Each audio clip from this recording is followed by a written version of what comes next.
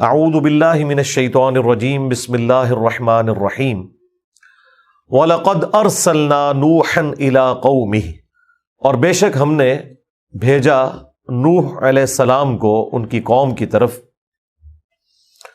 تو انہوں نے جا کر کیا دعوت دی؟ انی لکم نذیر مبین، بے شک میں تمہارے لیے کھلا ڈر سنانے والا ہوں۔ اچھا، انبیاء اکرام کا جو منصب ہے بنیادی وہ تذکیر ہی ہوتی ہے، ڈر سنانا ہے۔ خوشخبری صرف ان لوگوں کے لیے جو بات کو قبول کر لیں۔ انبیاء کا جو منصب ہے وہ خوشخبریاں سنانا نہیں ہوتا، ڈر سنانا ہوتا ہے، اور اس ڈر کو جو ایکسیپٹ کر کے اللہ کا راستہ اختیار کر لیں ان کے لیے وہ بشیر ہوتے ہیں۔ جو پرائمری دعوت ہے نا وہ ڈر سنانا ہے، نصیحت کرنا ہے، تذکیر کرنا ہے۔ ہمارے محبوب صلی اللہ علیہ وآلہ وسلم کے لیے بھی سورۃ الانعام کی آیت نمبر 19 میں ہے وَأُوحِيَ إِلَيَّ هَذَا الْقُرْآنُ لِأُنذِرَكُمْ بِهِ وَمَنْ بَلَغَ، اے نبی تم فرما دو کہ یہ قرآن مجھے اس لیے وحی کیا گیا تاکہ اس کے ذریعے میں تمہیں بھی ڈر سنا دوں اور جس تک یہ کتاب پہنچ جائے، اس کتاب کے ذریعے وہ ڈر سنائے گا۔ فَذَكِّرْ بِالْقُرْآنِ مَن يَخَافُ وَعِيدٍ، اے نبی اس قرآن کے ذریعے ڈر سنائیے، نصیحت کیجئے ہر اس شخص کو جو اللہ کی دھمکی سے ڈرتا ہے۔ لہٰذا یہ جو بعض لوگوں کی ڈیمانڈ ہوتی ہے نا، کوئی میٹھی میٹھی باتیں کریں، کوئی جنت کی باتیں سنائیں، کوئی حوروں کی باتیں سنائیں ہمیں، یا آپ ہر وقت ڈر کیوں سناتے ہیں؟ تو قرآن کی جو بنیادی دعوت ہے وہ ہے ہی ڈر ہے، اور جو واقعی اللہ سے ڈر گیا نا، دنیا میں تو کہتے ہیں ڈر گیا تو مر گیا، نہیں، جو ڈر گیا وہ پار لگ گیا، جس نے خدا کو سیریس لے لیا۔ اب دیکھیں یہ انبیاء کرام کی دعوت جب کبھی بھی آئے گی یہ اسی سے سٹارٹ ہوگا کہ جب بھی کوئی پیغمبر آیا تو اس نے یہی کہا کہ میں کھلا ڈر سنانے والا ہوں۔ ڈر کیا ہے؟ کہ تمہیں کسی نے پیدا کیا ہے اور وہ ہستی تم سے قیامت کے دن پوچھے گی جو کچھ تم نے دنیا کے اندر کیا ہوگا، تم اللہ کے حضور اکاؤنٹیبل ہو، اپنی مرضی کی زندگی نہیں گزار سکتے۔ جو دنیا میں اپنی مرضی کی زندگی گزارے گا آخرت پھر وہ اللہ کی مرضی کی گزارے گا، اور جو دنیا میں اللہ کی مرضی کی زندگی گزارے گا آخرت پھر اپنی مرضی کی گزارے گا۔ وہ ظاہر ہے جنت میں ہر وہ نعمت ہے جو آپ چاہیں گے، یعنی آپ کی مرضی چلے گی۔ اللہ تعبدوا الا اللہ، اور یہ کہ تم کسی کی عبادت نہ کرو سوائے اس اللہ کے۔ وہی یعنی ڈر سنانے میں اول چیز جو ہے وہ عقیدہ توحید ہے، اور توحید میں بھی صرف یہ توحید نہیں کہ اللہ کو ماننا ہے، اللہ کی بھی ماننی ہے۔ یا یہ الفاظ ہے اللہ تعبدوا الا اللہ، کہ مت پوجو کسی کو سوائے اس کے۔ تو اللہ کی عبادت کرنی ہے، یعنی اللہ کو بھی ماننا ہے اور اللہ کی بھی ماننی ہے۔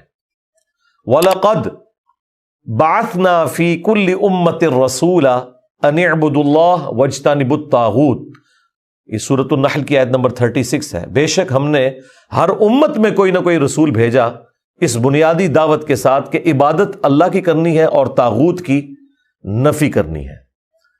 تو اللہ کی عبادت کرنی ہے، اور عبادت کی ڈیفینیشن ہے ٹوٹل اوبیڈینس، حقوق اللہ، حقوق العباد، یہ سب کے سب جو پورا دین ہے، حلال و حرام کا فرق کرنا، اللہ کی طرف سے جو احکامات ہیں ان کی پیروی کرنا، جن چیزوں سے خدا نے منع کیا ہے اس سے رک جانا، یہ ہے اللہ کی عبادت۔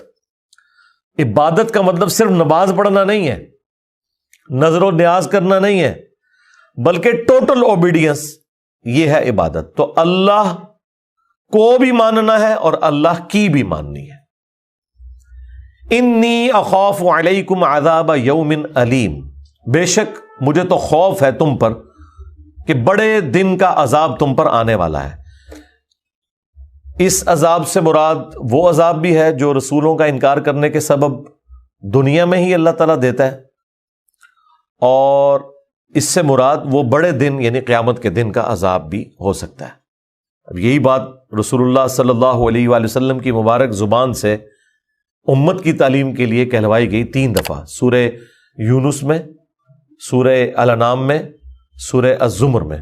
قل انی اخاف ان عصیت ربی عذاب یوم عظیم، اے نبی تم فرماؤ کہ میں خود اس بات سے خوف کھاتا ہوں کہ اگر میں نے بھی اپنے رب کی نافرمانی کی تو بڑے دن کا عذاب مجھے آ پکڑے گا، یعنی قیامت کے دن کا۔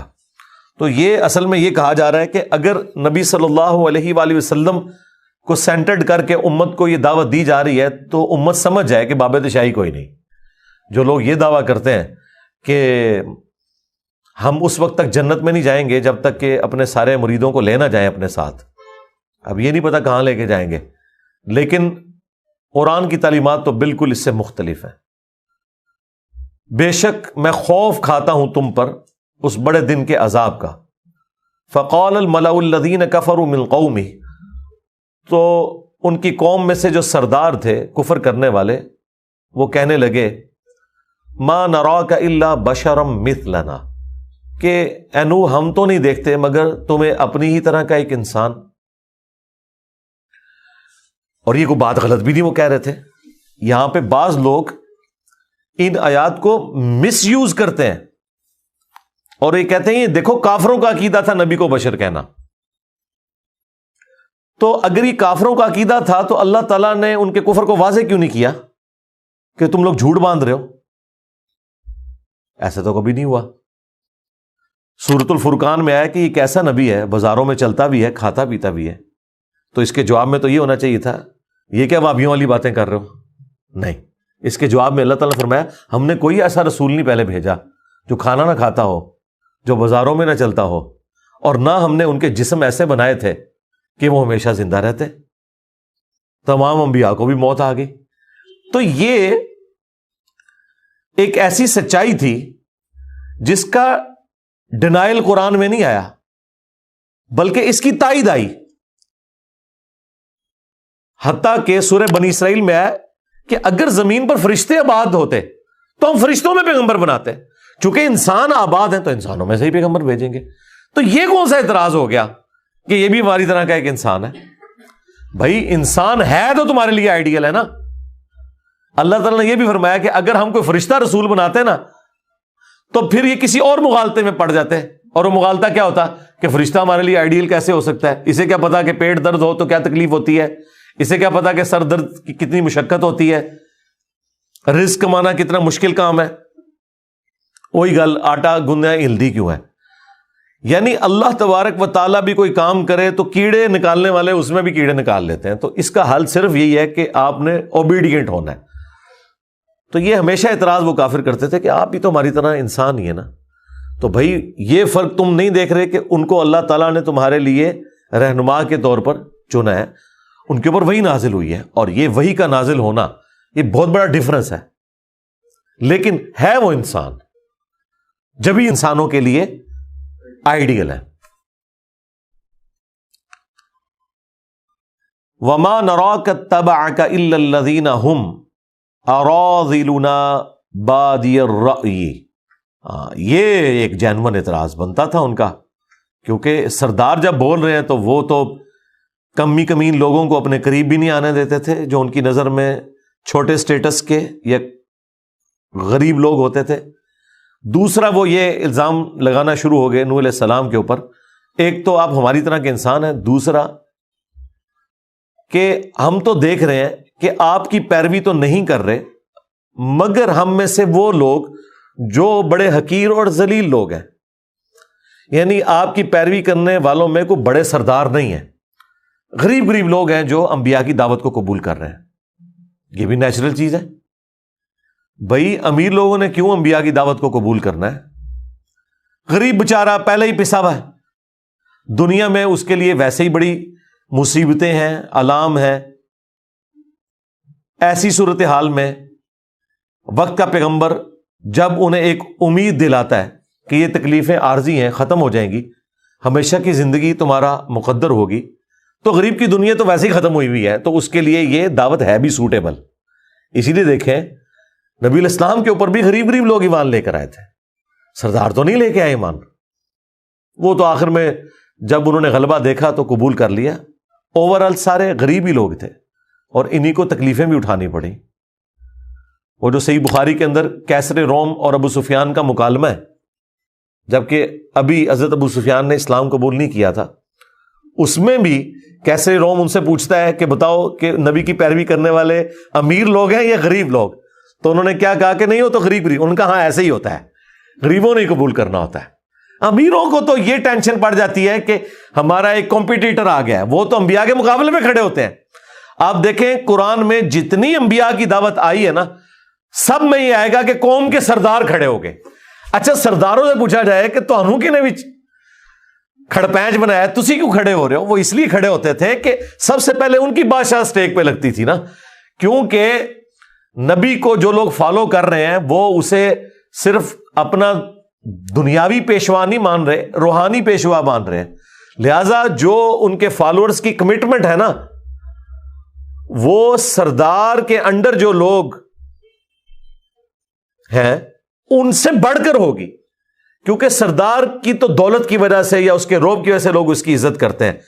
نبی جب اپنی دعوت بلند کرتے ہیں تو ان کی تو لوگ دل سے عزت کر رہے ہوتے ہیں جو ان کی بات قبول کرتے ہیں۔ تو لہٰذا سب سے زیادہ سٹیک پہ چودراہٹ جس کی لگتی ہے وہ قوم کے سردار ہی ہوتے ہیں، اسی لیے سب سے پہلے وہ سامنے آتے ہیں۔ تو ہم تو نہیں دیکھ رہے اے نو، مگر یہ کہ جتنے غریب لوگ ہیں، یہ حقیر لوگ جن کی کوئی حیثیت نہیں ہے، یہ تیری پیروی کر رہے ہیں۔ وَمَا نَرَا لَكُمْ عَلَيْنَا مِنْ فَضْلٍ، اور نہ ہم تمہاری ہستی کے پوائنٹ آف ویو سے اپنے اوپر کوئی فضیلت دیکھ رہے ہیں کہ کوئی تم بہت ایکسٹرا آرڈنری انسان ہو ایز کمپیئر ٹو ہمارے، یعنی بظاہر وہی سارے کا سارا معاملہ ہے۔ جو ایک انسان کے اندر خوبیاں ہوتی ہیں وہی تمہارے اندر ہیں، ہمارے اندر بھی موجود ہیں۔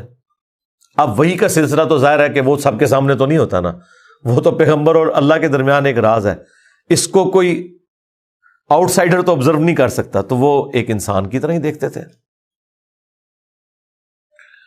وَمَا نَرَا لَكُمْ عَلَيْنَا مِنْ فَضْلٍ بَلْ نَظُنُّكُمْ كَاذِبِينَ، بلکہ ہم تو یہ خیال کرتے ہیں کہ تم جھوٹے ہو، نعوذ باللہ۔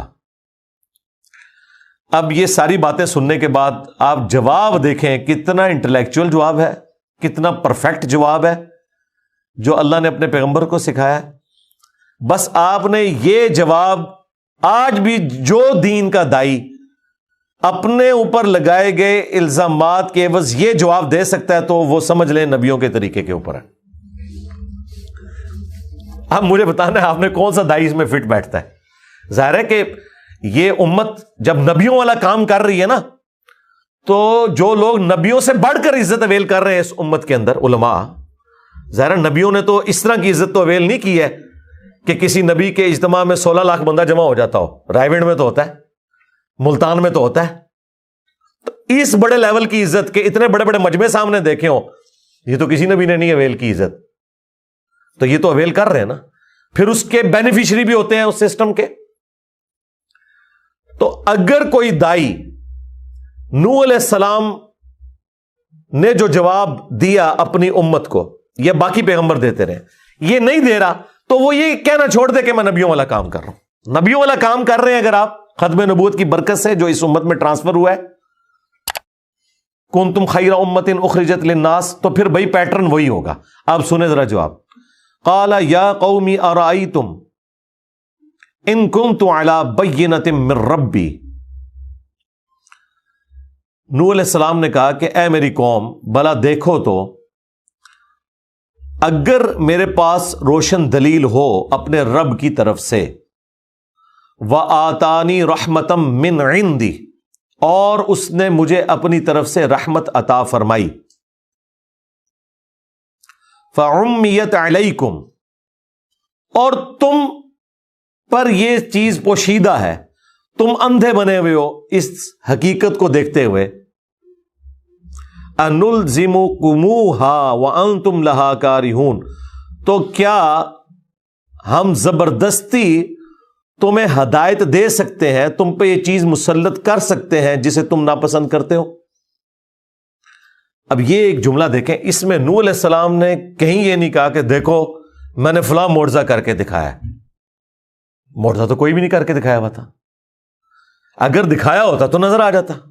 وہ کیا کہہ رہے ہیں کہ میں اپنے رب کی طرف سے رحمت پہ ہوں، اللہ نے مجھے روشن دلائل دیے ہیں اس شکل میں کہ میں نے توحید کا تعارف تمہارے سامنے رکھا ہے جو اللہ تعالیٰ نے وہی نازل کی تھی، اپنے پاس سے اس نے رحمت عطا فرمائی ہے، اس کے باوجود اگر تم اندھے ہو تو ہم تمہیں زبردستی تو ہدایت نہیں دے سکتے۔ یہ آج تک ویلڈ ہے، آج بھی دائی کو یہ کہنا چاہیے بلکہ نبی علیہ السلام کے بارے میں تو اللہ تعالیٰ نے قرآن میں فرمایا کہ اے نبی تم فرماؤ کہ اگر میں گمراہ ہوں تو میری گمراہی کا وبال مجھ پر ہی ہوگا. اندازہ کریں اس لیول کے اوپر، اس کے اوپر میں نے پورا مسئلہ 198 ریکارڈ کرا دیا تھا تفصیلی جب یہ آیات آئی تھی. اے نبی تم فرماؤ کہ بالفرض، یہ بالفرض تو ہم احتراماً لگا رہے ہوتے ہیں نا سمجھانے کے لیے، اگر میں گمراہ ہوں تو میری گمراہی کا وبال مجھ ہی پر ہوگا، اور اگر میں ہدایت پر ہوں تو بسبب اس کے جو اللہ نے قرآن مجھ پر وحی کیا ہے. یہ میں جو ہدایت پہ ہونے کا دعویٰ کر رہا ہوں قرآن کی وجہ سے کر رہا ہوں. اچھا، آج بھی ہمیں یہی کہنا چاہیے. ہم جب کبھی بھی کسی کے سامنے قرآن و سنت کی دعوت رکھیں اور وہ آگے سے کہے کہ نہیں آپ کا تو کوئی مدرسہ نہیں، آپ کی تو کوئی مسجد نہیں، آپ کے تو کوئی مرید نہیں، آپ کی تو کوئی ڈگری نہیں، تو اس کے جواب میں کیا کہا جائے گا؟ یہی کہا جائے گا کہ اگر اللہ تعالیٰ نے مجھ پہ رحمت کی ہے اور قرآن و سنت کی تعلیمات تک مجھے پہنچا دی ہے، اور وہ قرآن و سنت کی تعلیمات جنہیں تم بھی مانتے ہو صرف عقیدے کی حد تک، اس پہ عمل نہیں کرتے، عمل تو بالکل اپوزٹ کر رہے ہو، تو اب بتاؤ اگر تم پر یہ حقیقت آشکار نہیں ہو رہی کہ یہ کتاب و سنت کی دعوت حق ہے تو تمہارا تو کچھ بھی نہیں ہم کر سکتے. ہم تو زیادہ سے زیادہ تمہیں بتا ہی سکتے ہیں نا، قرآن میں لکھا ہے ایاک نعبد و ایاک نستعین. اس کے باوجود تم نے یا عبد القادر جیلانی مدد کہنا نہیں چھوڑنا، تو ہم یہ گھول کے تو تمہیں توحید نہیں پلا سکتے نا. ہم تو تمہیں بخاری اور مسلم سے نماز کا طریقہ رفع الیدین کے ساتھ سکھا سکتے ہیں، اس کے باوجود تم نے رفع الیدین شروع نہیں کرنا تو ہم گھول کے تو تمہیں ہدایت نہیں دے سکتے. تو یہ وہ اللہ کی رحمت ہے جو آج بھی اس امت کے اوپر ان لوگوں پہ موجود ہے جو انبیاء کے پیٹرن پر انبیاء کی دعوت ان کی امتوں تک پہنچاتے ہیں، اور ہر زمانے میں ایسے لوگ رہے. اگلا جو کلیم ہے نوح علیہ السلام کا، وہ تو آپ کو بڑی آسانی سے سمجھ آ جائے گا، میں نے تو بچے بچے تک یہ بات پہنچا دی ہے، وہ سن لیں. وَيَا قَوْمِ لَا أَسْأَلُكُمْ عَلَيْهِ مَالًا، اور اے میری قوم دیکھو میں اس تبلیغ کے بدلے میں تم سے کوئی مال طلب نہیں کرتا. یعنی آج کی ڈیٹ میں میری کوئی چندہ بک نہیں ہے، میرا کوئی اکاؤنٹ نہیں ہے جو میں اپنے ویڈیو کے اوپر ڈسپلے کراؤں کہ جی یہ درس سننے کے بعد آپ اس اکاؤنٹ میں اتنے پیسے ٹرانسفر کر دیں. ایسا کوئی نہیں ہے. اب مجھے بتائیں یہ کون کہہ سکتا ہے، کسی ایک بندے کا نام لیں کہ یہ پلانٹ ارتھ پہ فلاں دائی ہے جو اس پہ پورا اترتا ہے. آپ بندوں کے نام لیں ان کے، میں آپ کو بتاتا ہوں اکاؤنٹ نمبر یوٹیوب کے اوپر اویلیبل ہے، اور وہ کیا شاہانہ زندگی گزار رہے ہیں. سب کچھ اسی سسٹم سے انہوں نے حاصل کیا. آج جب ان کو باتیں کرتے ہیں کہتے ہیں نہیں یہ ہماری گاڑیاں تو نہیں، یہ تو تنظیم کی ہیں. دیکھو کیسا انہوں نے، جس کو کہتے ہیں کتے کو حلال کرنے کے لیے. میں وہ کل ایک مولوی کی ویڈیو دیکھ رہا تھا، وہ بکرا ذبح کر رہا اور لوگ خوش ہو رہے ہیں کہ دیکھو جی جماعت کا امیر ہے خود بکرا ذبح کر رہا ہے. میں نے کہا یہ پوری زندگی بکرا خرید نہیں سکتا جو اس کی کوالیفیکیشن ہے، تو بکرا کہاں سے آیا؟ جن گاڑیوں میں یہ گھوم رہا ہے یہ پوری زندگی، اپنی پوری زندگی کی اپنے باپ کی تنخواہیں جمع کر کے نہیں خرید سکتا. یہ کہاں سے آیا؟ یہ اے میری قوم دیکھو میں کوئی مال تو طلب نہیں کرتا اس کے، بس ان اجریہ الا علی اللہ، میرا اجر تو نہیں ہے مگر اللہ کے اوپر. اللہ تعالیٰ مجھے اجر دینے والا ہے. میں اس تبلیغ کے بدلے میں تم سے کوئی مال طلب نہیں کرتا. اس کا جو اجر ہے، اس کا بدلہ ہے، وہ اللہ تعالیٰ مجھے دینے والا ہے. یعنی اس سے مراد ہے جنت میں ہی ملنا ہے. ظاہر ہے انبیاء کرام دنیا میں تو ایک فقر کی زندگی گزار کے جاتے ہیں. اور اب دوسری بات جو انہوں نے اعتراض کیا تھا اس کا جواب دیا جا رہا ہے. وما انا بطارد الذین آمنوا، اور میں اہل ایمان جو ہے میرے ساتھ اٹیچ غریب لوگ، میں ان لوگوں کو اپنے آپ سے دور تو نہیں کر سکتا. صرف تمہیں خوش کرنے کے لیے میں انہیں اپنے آپ سے دور کر دوں، یہ ہو نہیں سکتا. اندازہ کریں اہل ایمان اللہ کے نزدیک کتنے اہم ہے کہ اللہ تعالی کا پیغمبر بھی یہ کہہ رہا ہے کہ اے سردارو تمہیں خوش کرنے کی خاطر میں اپنے ساتھ جو اٹیچ لوگ ہیں انہیں دور نہیں کر سکتا غریبوں کو. یہ نبی علیہ السلام سے بھی وہ ڈیمانڈ کرتے تھے نا کہ آپ کے پاس غریب غریب لوگ بیٹھے ہوئے ہیں، ہم کدھر آ کے ہمیں زیادہ سے ٹائم دیں. ایسا تو نہیں ہو سکتا. اور ایک دفعہ نبی علیہ السلام سے ہو گیا جب ایک نابینا صحابی آ گئے, آپ نے زبان سے کچھ نہیں کہا, لیکن صرف چہرے مبارک کے اوپر ناگواری کے آثار آئے, عبس و تولی, تو اللہ تعالیٰ نے قرآن میں نقل کر دیا. اور اللہ تو کس لیول کے اوپر اتر کے سمجھا رہا ہے. اللہ تعالیٰ فرما رہا ہے کہ جو لوگ آئے ہیں ادھر ٹائم پاس کرنے کے لیے, انہیں تو تم تبلیغ کر رہے ہو, اور جو شوق سے آیا ہے اس سے روگردانی کر رہے ہو. دفع کرو ان کو, جائیں جہنم میں. یا چسکے لینے کے لیے آئے ہیں پھر اٹھ کے چلے جائیں گے. جو اپنے شوق سے سیکھنے آیا نا, اس سے تم نے روگردانی نہیں کرنی. سیدھی سی بات ہے. اور یہی طریقہ ہونا چاہیے انبیاء والا. لیکن کیا یہ علماء کے اندر ہے؟ آپ دیکھیں امیر لوگوں کا لنگر بھی لادا ہوتا ہے پیر خانوں کے اوپر. یہ بالکل جھوٹ بولتے ہیں کہ ایک جیسا لنگر کھلاتے ہیں. بالکل آپ کو پتہ ہی نہیں ہے. وہ تو کبھی آپ ان لوگوں کے ساتھ گئے ہو نا, تو آپ جن کو امیر سمجھ کے جا رہے ہوتے ہیں اور وہ آپ کے ساتھ دال روٹی لنگر پہ کھا رہے ہوتے ہیں, وہ ان کی نظر میں امیر نہیں ہوتے ہیں, وہ تو شاید ہی کوئی نہیں ہوتے. وہ تو امیر ان کو سمجھتے ہیں کہ جو ارب پتی لوگ ہیں. چھوٹے موٹے توڑے جڑے امیر لوگ نے, وہ تو انہوں نے نزدیک غریب نے. ان کے ساتھ کبھی آپ جائیں تو ان کا لنگر کا سسٹم بالکل الگ ہوتا ہے, ان کا پروٹوکول بالکل الگ ہوتا ہے. یہ آپ کو سٹیٹس بھی کا فرق بھی نظر آئے گا. امیر لوگوں سے یہ لوگ ہاتھ ملائیں گے تو پوری اسمائل کے ساتھ, اور غریب لوگوں کے ساتھ ملا رہے ہوں گے, کیمرہ ادھر ہے ادھر دیکھ رہے ہوں گے. تکیہ نہیں ہے فوٹو, اور کی نہ تو انہوں ننگا کرا تو علماء نو. ان کا تکبر دیکھا ہے آپ لوگوں نے؟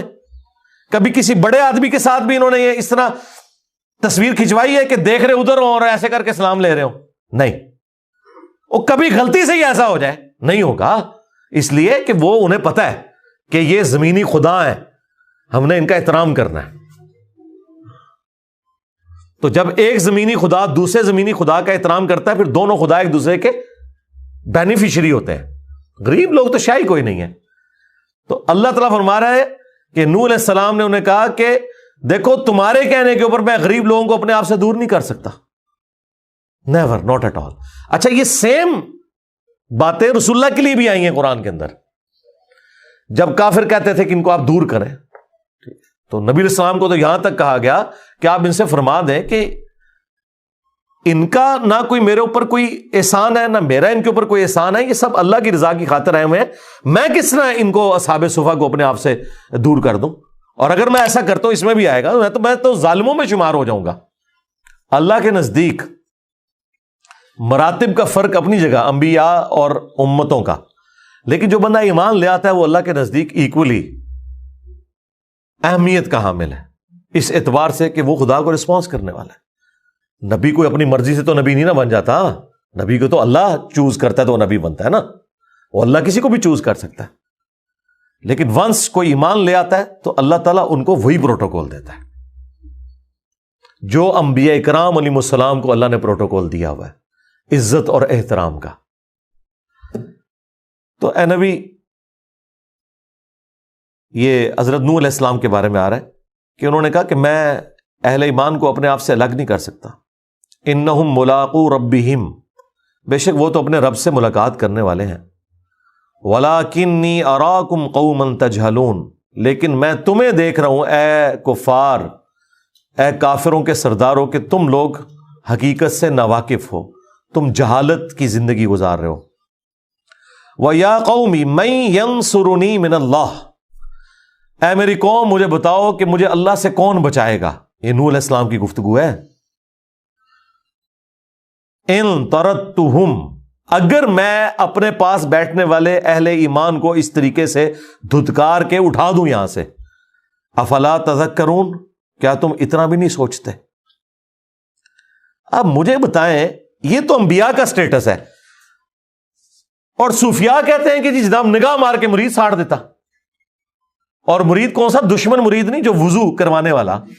ہاں, اس نے لوٹے کی ٹوٹی قبلہ رخ نہیں رکھی, اور کہتے ہیں کہ عبد القادر جیلانی نے نگاہ ماری اور جلا کے راکھ کر دیا. تو ہم یہ پوچھتے ہیں کہ اگر انہوں نے ایسا کیا ہے, ہمیں تو اس سے کوئی غرض نہیں کہ ہم ان کی طرف سے کوئی جھوٹی صفائی پیش کریں کہ انہوں نے نہیں کیا ہوگا, ہمیں تو کوئی کسی سے انٹرسٹ نہیں ہے. اگر انہوں نے ایسا کیا ہے تو 302 کا مقدمہ ہوتا ہے ان کے اوپر, یہ فضیلت ہے. اور اگر نہیں کیا تو اللہ کے حضور بری ہیں, نہ میری تعریف سے انہیں کوئی اجر ملنے والا ہے, نہ میری برائی کرنے سے ان کا مرتبہ کم ہونے والا ہے. لیکن مجھے یہ بتائیں, جو مرید آپ کو وضو کروا رہا ہے اور اس نے ٹوٹی قبلہ رخ نہیں رکھی, تو یہ کیا کوئی شرعی گناہ ہے؟ جو اس نے کیا ہے.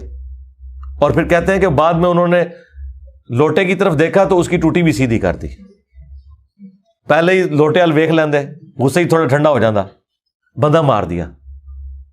اور یہاں انبیاء یہ کہہ رہے ہیں کہ مجھے اللہ سے کوئی بچا نہیں سکتا اگر میں اپنے ساتھ بیٹھنے والے کسی ایمان والے غریب آدمی کو اپنے سے دور کروں. تو مجھے بتائیں, ان کے جو عبد القادر جیلانی ان آیات کی روشنی پہ انبیاء کے راستے کے اوپر ہے یا شیطان کے راستے کے اوپر ہے؟ یہ خود فیصلہ کر لیں. تو پھر ہم کیوں نہ کہیں کہ مرنے سے پہلے اے مسلمان کر لے اس پہ غور, کتابوں کا خدا اور ہے, بابوں کا خدا اور. اب یہ جو قرآن کی تشریح میں کر رہا ہوں نا, یہ نہ ڈاکٹر اسرار کر سکتے ہیں, نہ ڈاکٹر فرحت ہاشمی کر سکتی ہیں, نہ مولانا وجودی کر سکتے ہیں. اس کے لیے جرت کی بھی ضرورت ہے, اور آپ کو جو پبلک کے اندر ایشوز ہیں ان کا پتہ ہونا ضروری ہے.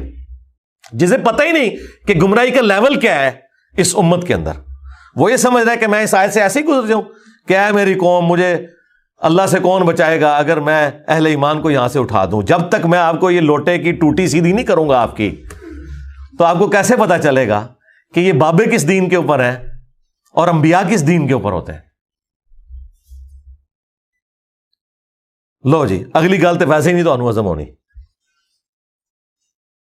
ولا اقول لکم عندی خزائن اللہ, اور نہ میرا یہ دعویٰ ہے کہ میں اللہ کے خزانوں کا مالک ہوں, میں کسی کو کچھ دے سکتا ہوں. لو جی, اوپر دیکھا تو سونا, نیچے دیکھا تو سونا, مصلی چکیا تو سونا ہے جی. وہ کشف المجوع میں لکھا ہوا ہے کہ علی اجویری صاحب کہتے ہیں کہ جی میرے پیر بھائی تھے, وہ بتا رہے تھے کہ جی وہ درخت کے اوپر چڑھے تو ہمارے پیر صاحب نیچے, تو وہ کہتے ہیں وہ ان کو حجامت کے لیے پیسے چاہیے تھے, تو بس اللہ کی طرف انہوں نے بس آسمان کی طرف رخ کر کے دعا کی ہے. تو وہ کہتے ہیں جس درخت کے اوپر میں چڑھا ہوا تھا وہ درخت, اس کے ساری ٹہنیاں, اس کے سارے پتے, جڑیں بھی سونے کی ہوگی. ہاں نا, ہاں, یہ مصباحی صاحب سنا رہے ہیں اور یہ کشف المجوع میں لکھا ہوا ہے, سونا ہی سونا. اور یہاں پہ اللہ تعالیٰ کیا فرما رہا ہے کہ اے نوح تم کہہ دو کہ میں کہیں یہ دعویٰ نہیں کرتا کہ میرے پاس کوئی اللہ کے خزانے ہیں, ولا اعلم الغیب, اور نہ یہ کہ میں غیب جان لیتا ہوں, ولا اقول انی ملک, اور نہ میں یہ دعویٰ کرتا ہوں کہ میں کوئی فرشتہ ہوں. ٹھیک ہے, کیونکہ وہ سمجھتے تھے کہ نبی اس صورت میں ہم سے افضل ہوگا جب وہ کوئی نورانی مخلوق بن کے آئے. یہ کیا ہوا, یہ بھی انسان. اب دیکھیں وہ جو آیا تھا نا کہ ما نراک الا بشرا مثلنا, اے نوح ہم تجھے تو اپنی طرح کا ایک انسان سمجھتے ہیں. تو اس کے جواب میں یہ نہیں آیا کہ تانوں کے پتہ میری شانہ.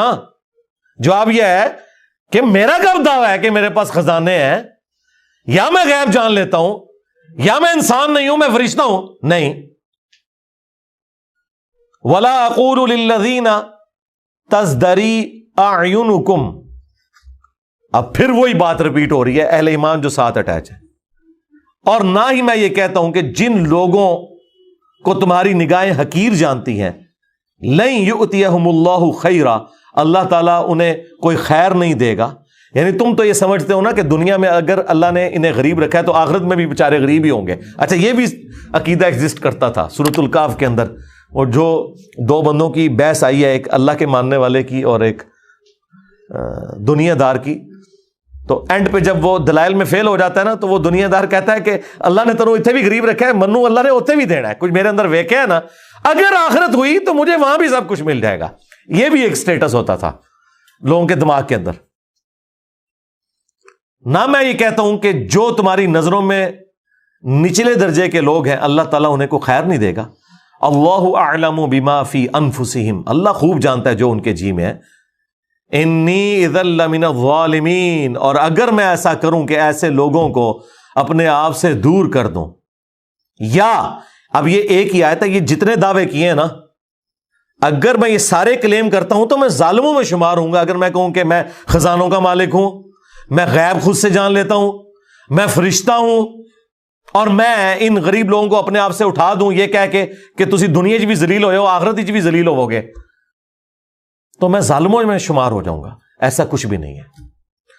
یہ سیم آیات اس سے زیادہ سخت انداز میں سورۃ الاعراف کی آیت نمبر 188 نبی الاسلام کے بارے میں آئی ہے.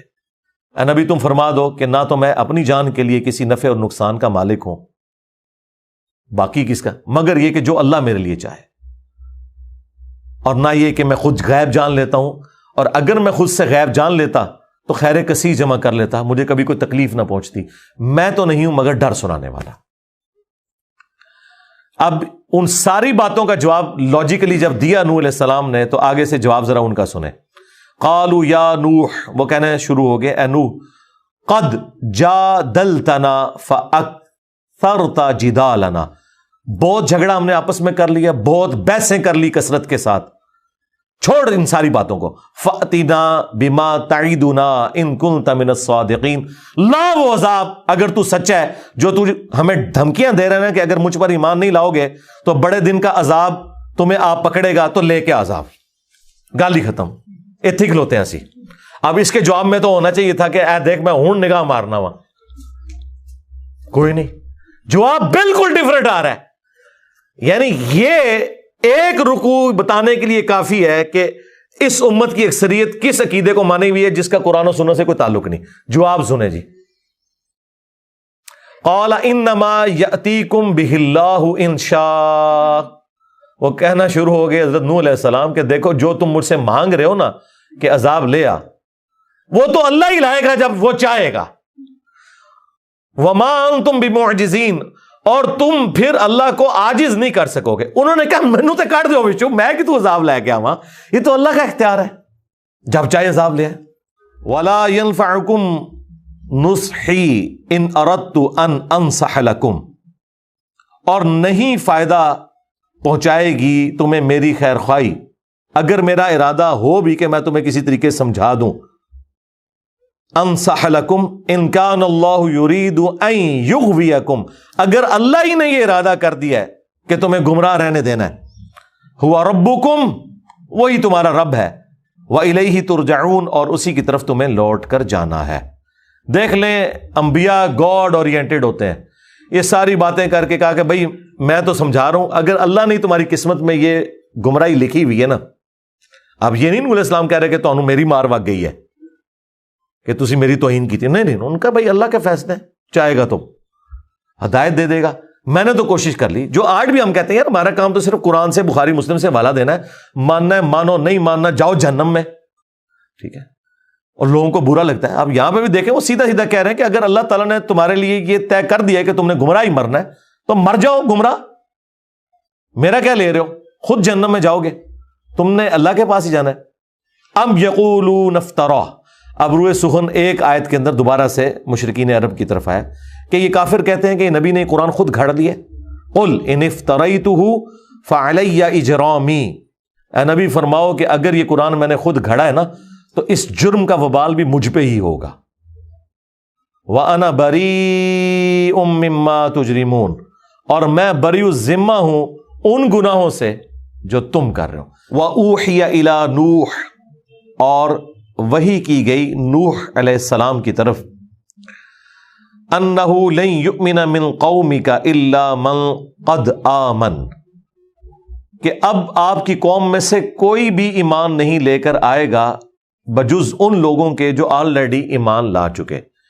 یعنی اب اللہ تعالیٰ کی طرف سے یہ فیصلہ ہو گیا کہ اب چند دنوں میں عذاب آنے والا ہے، اور یہ جو وحی آپ کی طرف نازل ہو رہی ہے اس کے بعد اب ان دنوں تک کوئی بھی ایمان نہیں لے کر آئے گا.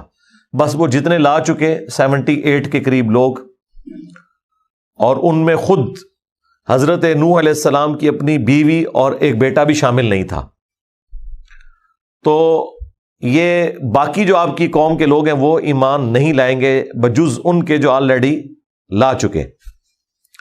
فلا تبتئس بما كانوا يفعلون، تو آپ نے جو ان کے اعمال ہیں ان کی وجہ سے غم میں مبتلا نہیں ہونا. یہ نہ ہو کہ پیغمبر کا دل جو نرم ہوتا ہے وہ پسیج نہ جائے کہ اب تیرے عذاب کا فیصلہ ہو چکا ہے تو فلاں شخص کو بھی کوئی ہدایت کا معاملہ ہو جائے تو وہ اب اللہ تعالیٰ نے طے کر دیا کہ اب ہدایت، وہ جو زبردستی والی ہدایت ہے نا پیغمبر کی دعا سے بھی، وہ بھی کسی کو نفع اب نہیں دے گی. اب اللہ تعالیٰ کا ڈیوائن فیصلہ آ چکا ہے.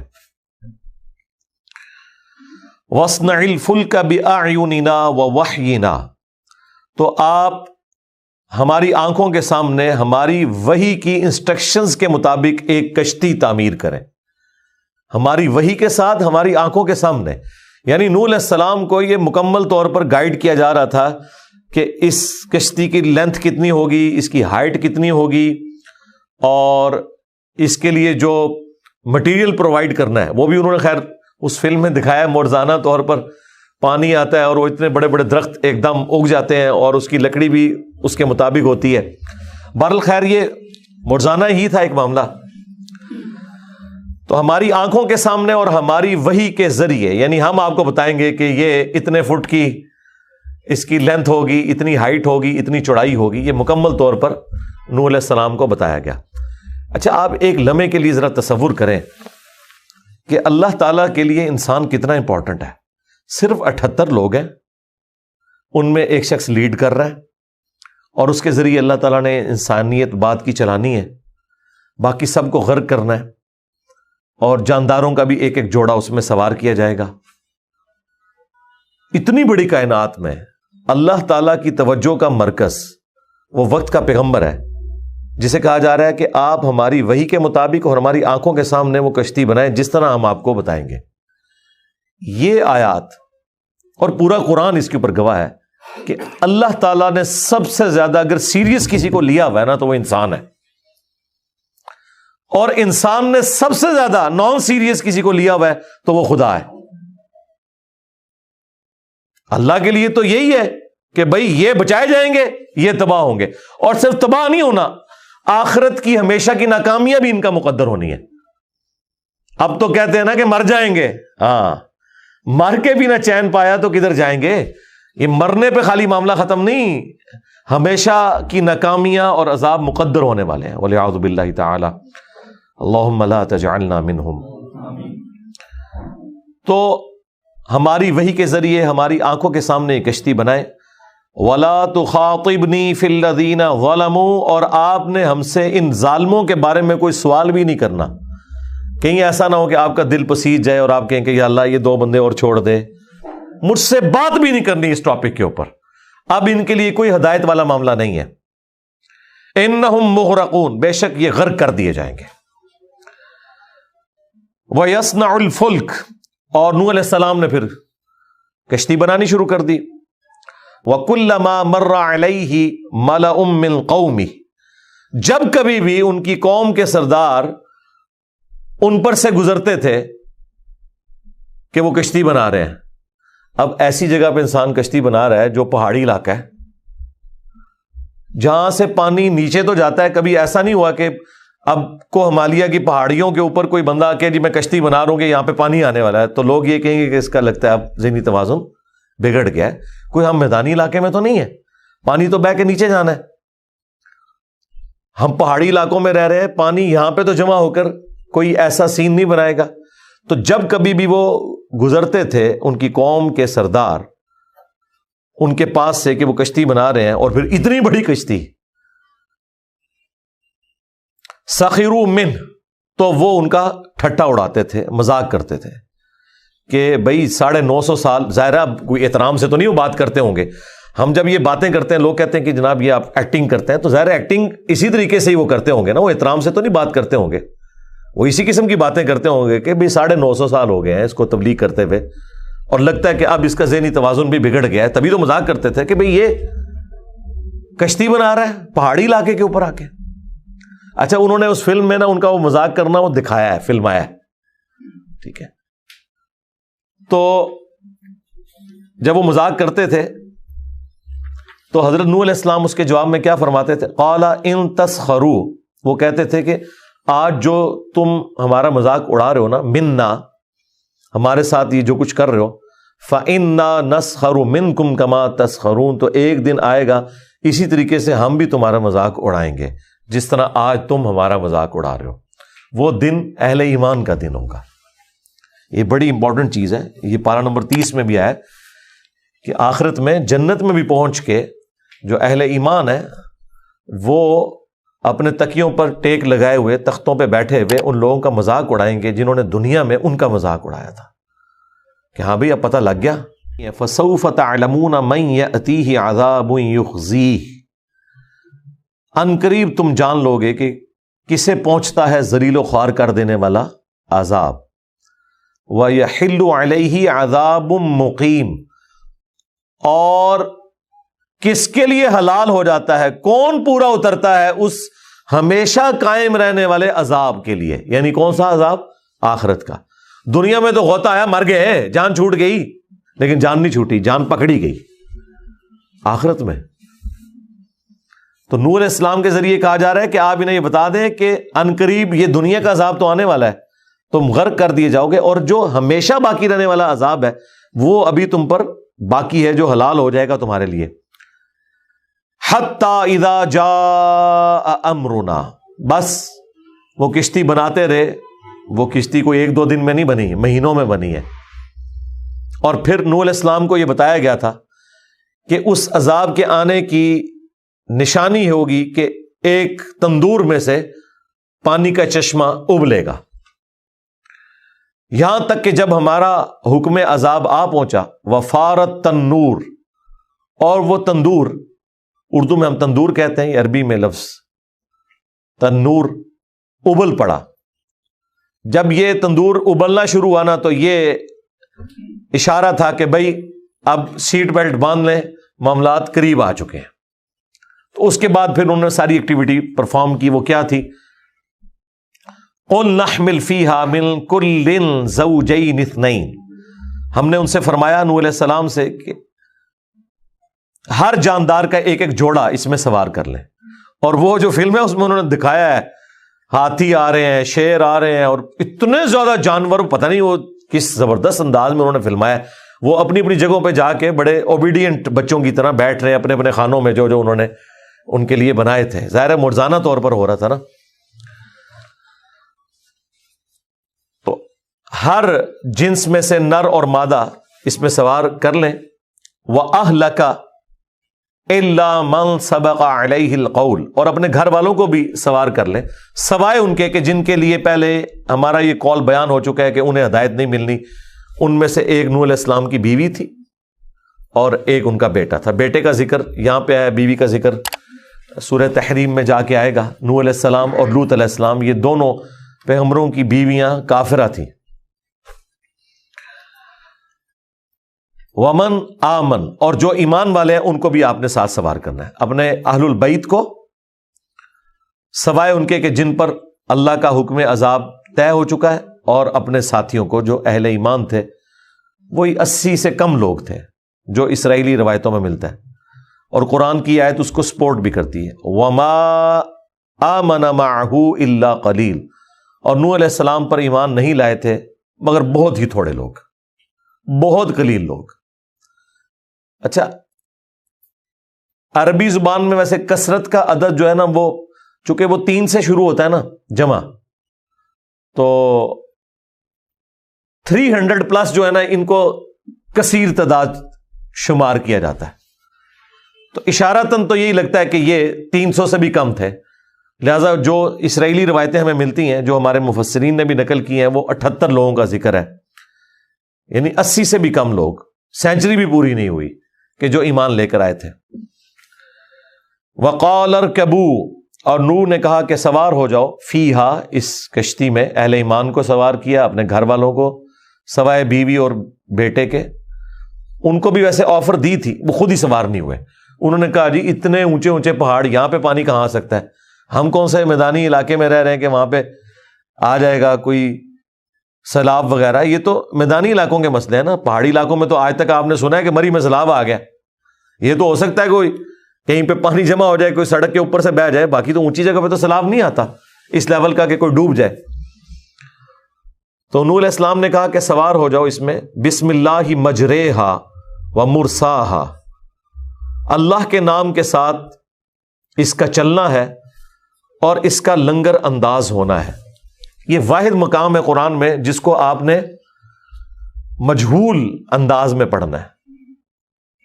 ویسے را کھڑا زیر ری ہوتا ہے، لیکن یہاں پڑھا جا رہا ہے مجریہا، وہی جو پینڈو سٹائل جسے کہتے ہیں آپ، مجہول سٹائل. یہ قرآن کا واحد لفظ ہے جو آپ نے اسی سٹائل میں پڑھنا ہے، کیونکہ یہ اسی طریقے سے نبی علیہ السلام سے منقول ہے۔ قریش کی قرات میں بھی اس کو یوں ہی پڑھا گیا ہے، مجریہا، یہ ایک ہی لفظ ہے جو پورے قرآن میں پڑھا گیا۔ ویسے تو ہمارے ماشاءاللہ ائمہ اور بڑے بڑے علماء بھی وہ تو پورا قرآن ہی مجہول پڑھتے ہیں، کیونکہ انہوں نے معروف عربی تو نہیں سیکھی ہوئی ہے۔ ایون احادیث کی کتابیں پڑھ کے فارغ ہو جاتے ہیں، وہ حدیثیں جب پڑھتے ہیں تو وہ معروف عربی میں نہیں پڑھ رہے ہوتے، مجہول پڑھ رہے ہوتے ہیں، سوائے ان کے جن کا ایک ذاتی شغف خود ہوتا ہے قرات کا کہ وہ عربی لنگوسٹک میں پڑھیں، ادروائز ایون قرآن بھی یہ مجہول ہی پڑھ رہے ہوتے ہیں۔ تو اللہ کے نام کے ساتھ ہی اس کا چلنا ہے اور اس کا لنگر انداز ہونا ہے۔ ان ربی لغفور الرحیم، بے شک میرا پروردگار بخشنے والا مہربان ہے۔ اچھا، یہ دعا جو ہے نا بڑی زبردست ہے، یہ صرف کشتی میں بیٹھنے کی دعا نہیں ہے، کسی بھی سواری میں آپ نے بیٹھنا ہو، ٹرین میں بیٹھے، جہاز میں بیٹھے، یہی دعا مانگیں، بسم اللہ مجریہا ومرساہا ان ربی لغفور رحیم۔ تو یہ حقیقت ہے، اللہ ہی کے حکم کے ساتھ اس کا چلنا ہے اور اس کا لینڈ کرنا ہے۔ ظاہر وہ کشتی بھی تو لینڈ کرتی ہے نا، جہاز جو ہے ہوا میں اڑ کے زمین پہ لینڈ کرتا ہے، اور کشتی بھی پانی میں چل کے کنارے پہ جا کے لینڈ کرتی ہے۔ تو چلنا بھی اس کا اللہ کے حکم سے ہے، لینڈ کرنا بھی اس کا اللہ کے حکم سے۔ وَهِيَ تَجْرِي بِهِمْ فِي مَوْجٍ كَالْجِبَالِ، تو وہ کشتی چلنا شروع ہوگی ایسی موجوں میں جو پہاڑ کے برابر تھی، بڑی بڑی موجیں، یعنی بہت بڑے لفظ، ظاہر پہاڑ کے برابر ہیں تو تبھی پہاڑ بھی ڈوبے ہیں اس طوفان کے اندر، بڑی بڑی موجیں تھیں۔ وَنَادَى نُوحُ ابْنَهُ، تو نوح علیہ السلام نے اپنے بیٹے کو پکارا۔ وَكَانَ فِي مَعْزِلٍ يَا بُنَيَّ ارْكَبْ، وہ اس وقت ان سے الگ تھا، اور نوح علیہ السلام نے کہا کہ آ بیٹا سوار ہو جا، معنا ہمارے ساتھ، وَلَا تَكُن مَعَ الْكَافِرِينَ، اور دیکھ کافروں میں شامل نہ ہو۔ اب ظاہر ہے یہ ان کی ایک شفقت تھی جس کی وجہ سے انہوں نے یہ کہا، حالانکہ ان پہ پہلے وہی نازل ہو چکی تھی، نہ تو کوئی ایمان لے کر آئے گا، نہ آپ نے مجھ سے کوئی سوال کرنا ہے، اور اپنے گھر والوں میں سے بھی انہی کو سوار کرنا ہے جو ایمان لائے ہیں۔ تو بیسیکلی یہ نوح علیہ السلام نے جو ایکٹیویٹی پرفارم کی، یہ اللہ تبارک و تعالیٰ کے حکم کے مطابق نہیں تھی۔ تو پھر آپ دیکھیں بعد میں ہوا کیا ہے۔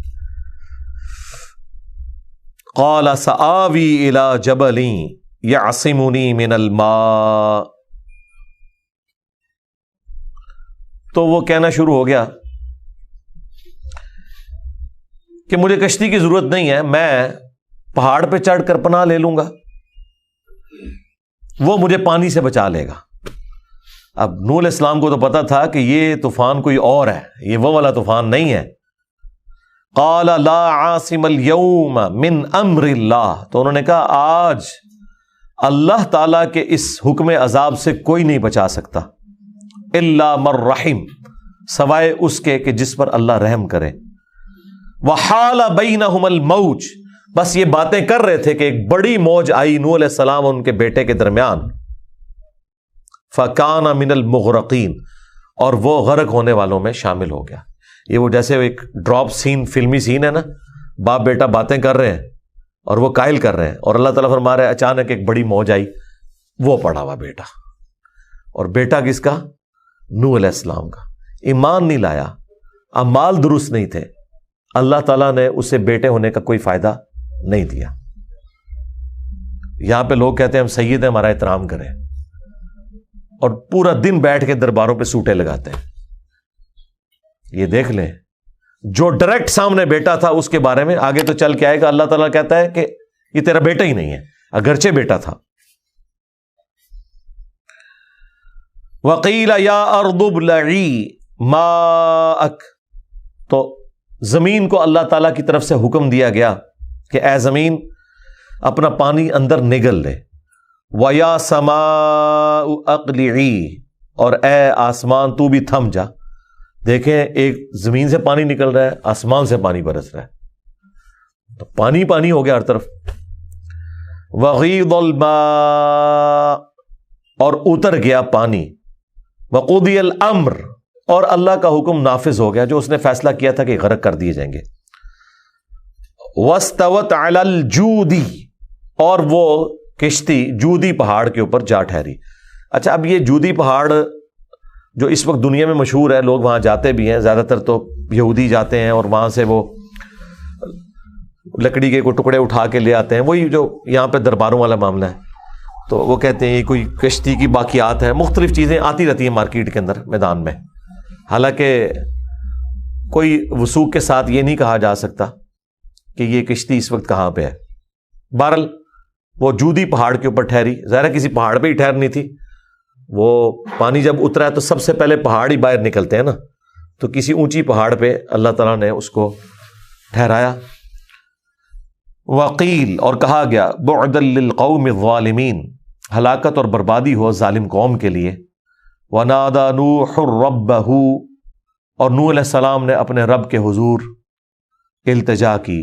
فقال، اور انہوں نے عرض کیا، ربی ان ابنی من اہلی، اے میرے رب، میرا بیٹا تو میرے گھر والوں میں شامل تھا۔ وَإِنَّ وَعْدَكَ الْحَقُّ، اور تو نے مجھ سے سچا وعدہ بھی کیا تھا۔ وَأَنْتَ أَحْكَمُ الْحَاكِمِينَ، اور سب حاکموں سے بڑھ کر تو حاکم ہے، تیرا حکم نافذ ہے۔ اب اگر آپ نے پچھلی آیات پڑھی ہیں تو کوئی جواز نہیں بنتا کہ نوح علیہ السلام یہ دعا کرتے، کیونکہ اللہ تعالیٰ کی بات میں کوئی جھول نہیں تھی۔ اللہ نے کہا تھا اپنے گھر والوں میں سے ان کو سوار کرنا ہے جو اہل ایمان ہے، اور جانوروں کے جوڑے، اور جو باقی اہل ایمان ہے ان کو، اور جو تمہارے گھر والوں میں سے ایمان نہیں لائے ان کے لیے اللہ تعالیٰ کا حکم عذاب اب طے ہو چکا ہے، اور ان کے بارے میں مجھ سے سوال بھی نہیں کرنا۔ ان ساری چیزوں کے ہوتے ہوئے کیا کوئی قرینہ بنتا تھا کہ نوح علیہ السلام اللہ تعالیٰ سے یہ گفتگو کرتے کہ میرے رب تو نے تو مجھ سے وعدہ کیا تھا کہ بچا لیا جائے گا میرے گھر والوں کو؟ تو اللہ نے تو یہ وعدہ نہیں کیا تھا، وعدہ کیا تھا کہ وہ گھر والے جو ایمان لائیں گے، اور پھر وہ کہہ رہے ہیں کہ میرا بیٹا میرے اہل میں سے تھا۔ اس پوری گفتگو میں کہیں ایسی کمزوری نعوذ باللہ موجود نہیں تھی کہ نوح علیہ السلام یہ دعا کرتے۔ تو یہ ان سے کیوں ہوا؟ اس وجہ سے کہ بشری تقاضا تھا۔ انسان بہرحال انسان ہی ہے، پسیج جاتا ہے، اللہ تعالیٰ کے کوئی جذبات نہیں ہے، اللہ تعالیٰ جذبات سے مغلوب نہیں ہوتا، انسان جذبات سے مغلوب ہو ہی جاتا ہے۔ نبی علیہ السلام کے بارے میں نہیں آیا سورہ بنی اسرائیل میں کہ یہ کافر تو تلے ہوئے ہیں کہ جو وہی ہم آپ کی طرف بھیج رہے ہیں نا، آپ کو اس سے ہٹا دیں، اور قریب تھا کہ آپ بھی ان کی بات مان لیتے اگر ہم آپ کو مضبوط نہ کرتے، اور اگر ایسا ہوتا ہم آپ کو دنیا کی زندگی میں بھی دگنا عذاب دیتے اور آخرت میں بھی آپ کو اللہ کے عذاب سے بچانے والا کوئی نہ ہوتا۔ اب مجھے بتائیں، قرآن میں جو انبیاء کرام کا سٹیٹس بیان کیا جا رہا ہے، جس طریقے سے گفتگو کی جا رہی ہے، اس پوری گفتگو کے ہوتے ہوئے یہ کہنا کہ جی باب معصوم ہوتے ہیں تو یہ فراڈ ہی ہے نا۔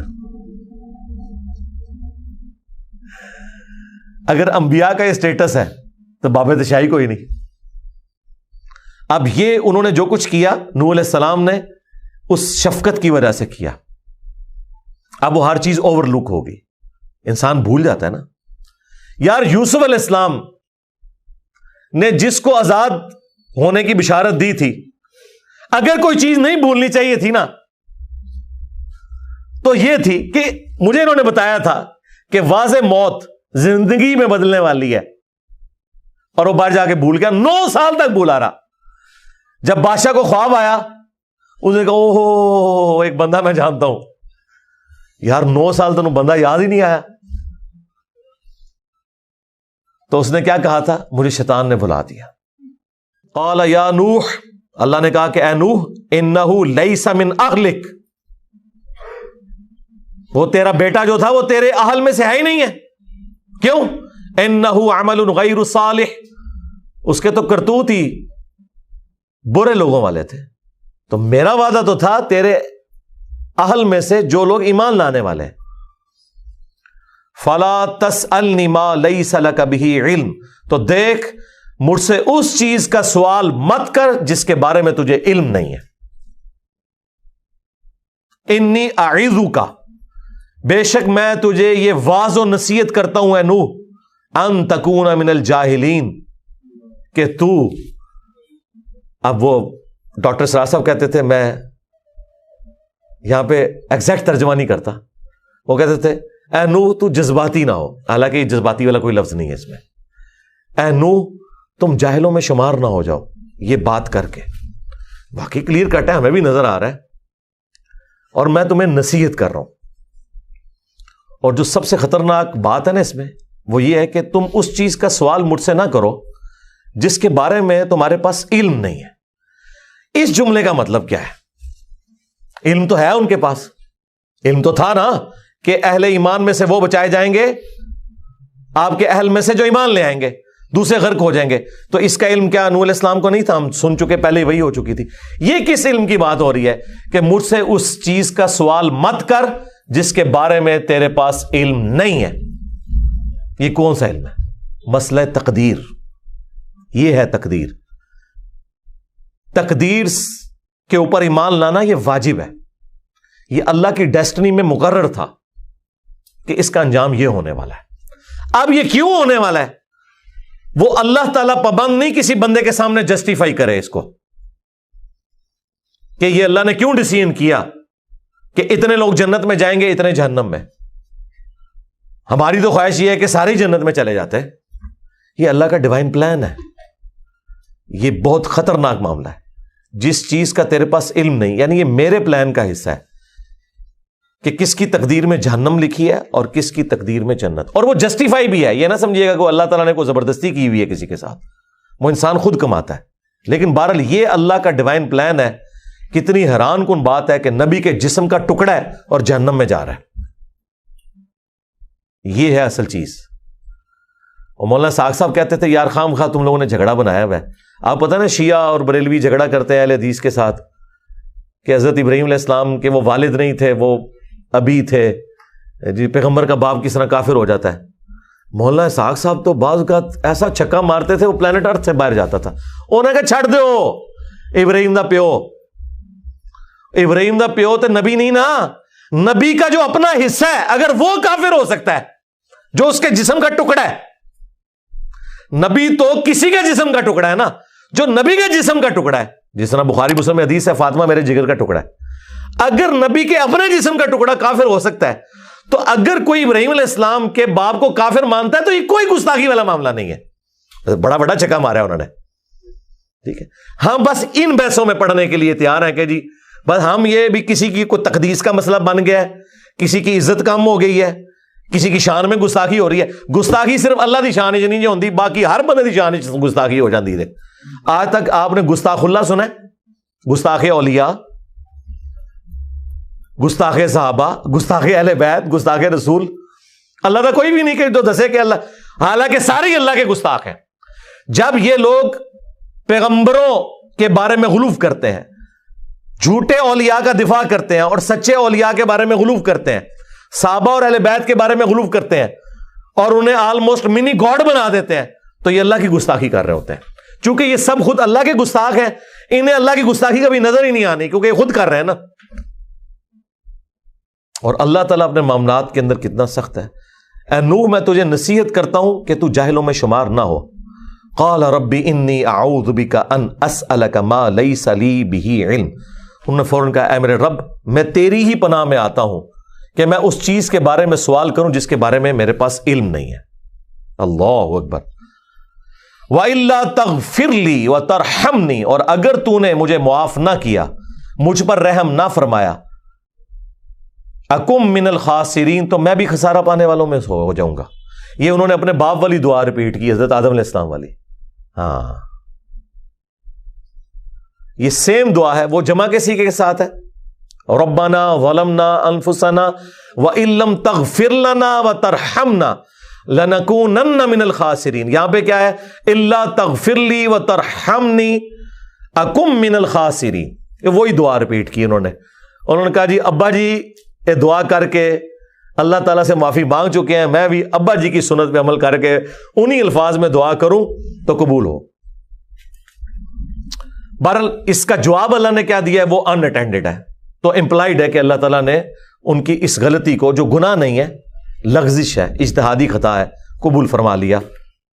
قیل یا نوح اہبط، ہم نے ارشاد فرمایا نوح سے کہ اے نوح اترو اس کشتی سے، بسلام، سلامتی کے ساتھ، منا، ہماری طرف سے، وبرکات علیک، اور برکتوں کے ساتھ جو آپ پر ہیں، وعلی امم ممن معک، اور ان تمام قوموں پر جو آپ کے ہمراہ ہیں. ظاہر ہے وہ پوری امتیں سوار تھی، وہ خالی ہاتھی اور ہتھنی نہیں، ان کی پوری اسپیشی تھی، اور شیر اور شیرنی، اور سب سے بڑھ کر جو انسان تھے جن سے اگلے قبائل چلنے تھے. نوح علیہ السلام کی اولاد سے آگے آدم ثانی اس لیے کہا جاتا ہے. وَأُمَمٌ سَنُمَتِّعُهُمْ، اور وہ قومیں جنہیں ہم متا دیں گے دنیا میں برتنے کا، ثُمَّ يَمَسُّهُمْ مِنَّا عَذَابٌ أَلِيمٌ، اور پھر ہماری طرف سے انہیں دردناک عذاب آ جائے گا. اچھا، جنتیوں کا ذکر ہی کوئی نہیں ہوا. اللہ نے کہا کہ یہ امتیں سوار کر رہا ہوں، تو ظاہر ہے کہ جنتیوں کا ذکر تو امپلائڈ ہے. لوگ قرآن پڑھتے ہیں جی شروع سے لے کے اینڈ تک رحمت ہی رحمت ہے جی، خام خائی ڈراندے رہندے نے.